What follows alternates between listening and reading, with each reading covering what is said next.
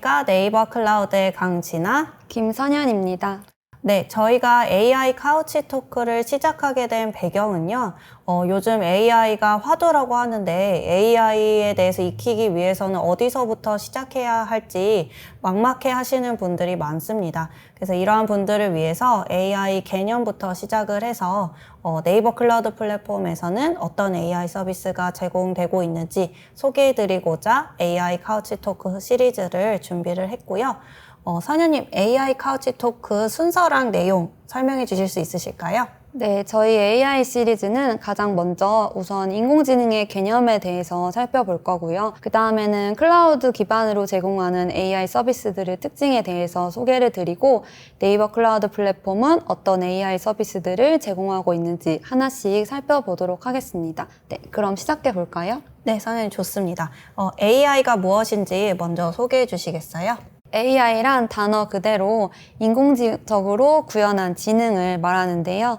인간의 학습 능력, 추론 능력, 지각 능력을 컴퓨터로 구현하는 컴퓨터 과학의 세부 분야라고 할 수 있겠습니다.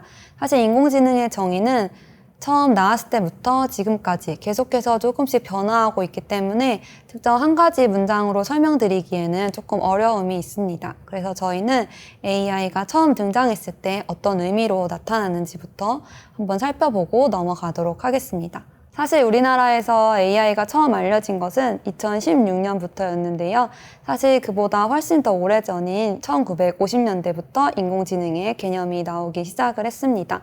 앨런 튜링이 기계가 인간의 사고를 모방할 수 있는가라는 질문을 처음으로 하게 되면서 대화를 나눌 때 상대가 컴퓨터인지 인간인지 구별하지 못한다면 그 컴퓨터는 인간처럼 사고한다라는 주장을 하면서 이런 인공지능의 개념이 처음으로 나타나게 되었습니다. 네, 그럼 말씀 주신 그 튜링 테스트가 AI의 기반이 된 거네요. 네, 맞습니다. 앨런 튜링을 시작으로 인공지능의 개념이 등장을 하긴 했지만 이 개념이 세상에 알려진 것은 또 다른 사건이 있었습니다.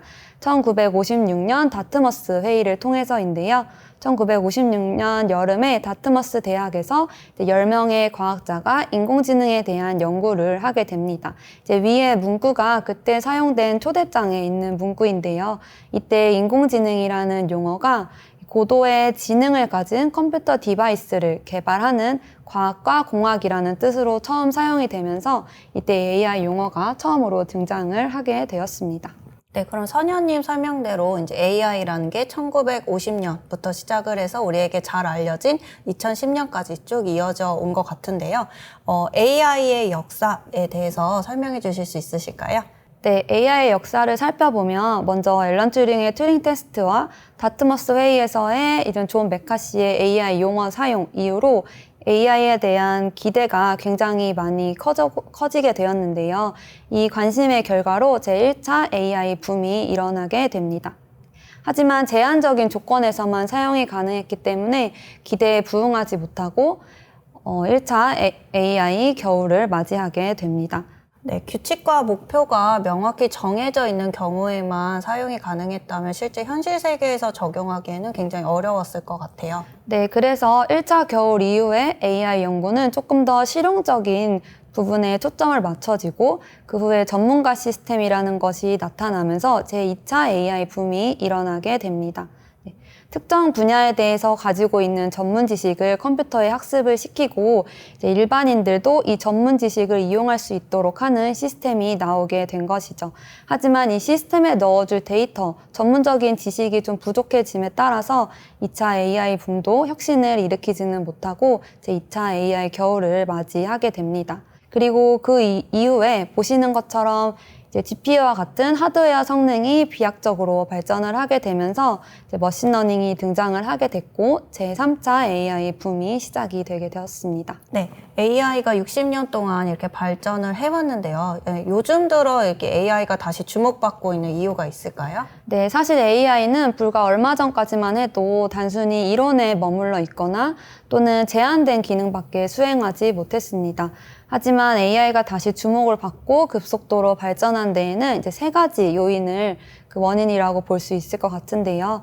첫 번째는 컴퓨팅 성능의 향상입니다. 네, 대용량 연산 처리를 가능하게 하는 GPU의 발전으로 대용량 데이터를 학습하고 해석하고 이를 학습시키는 능력이 월등히 향상된 것이고요.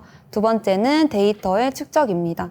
인터넷이 발달하고 전 세계 데이터량이 어마어마한 속도로 증가를 하고 있는데요.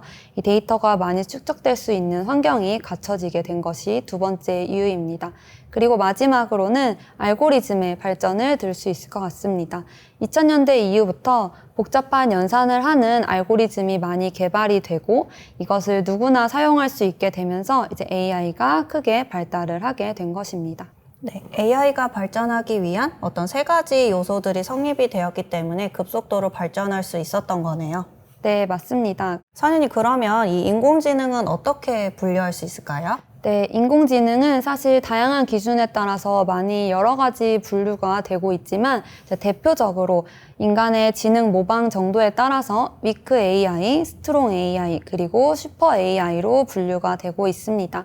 간단히 소개드리면 위크 AI는 특정 문제를 해결하기 위한 AI로 인간의 지능 일부를 모방한 인공지능이고요. 특정 목표된 분야에 대해서만 이제 높은 성능을 가지고 있는 인공지능이라고 생각해 주시면 될 것 같습니다. 그리고 두 번째로 스트롱 AI는 특정 문제를 넘어서 사람처럼 생각을 하고 경험해보지 않은 분야에 대해서도 분석을 하고 해결할 수 있는 수준의 인공지능을 말합니다.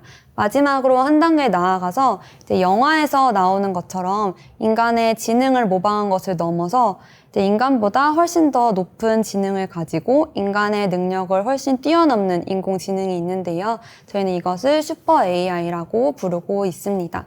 과연 기술의 발전이 여기까지 도달할 수 있을지 잘 모르겠지만 일단 단기간에는 어려울 것으로 예측하고 있습니다.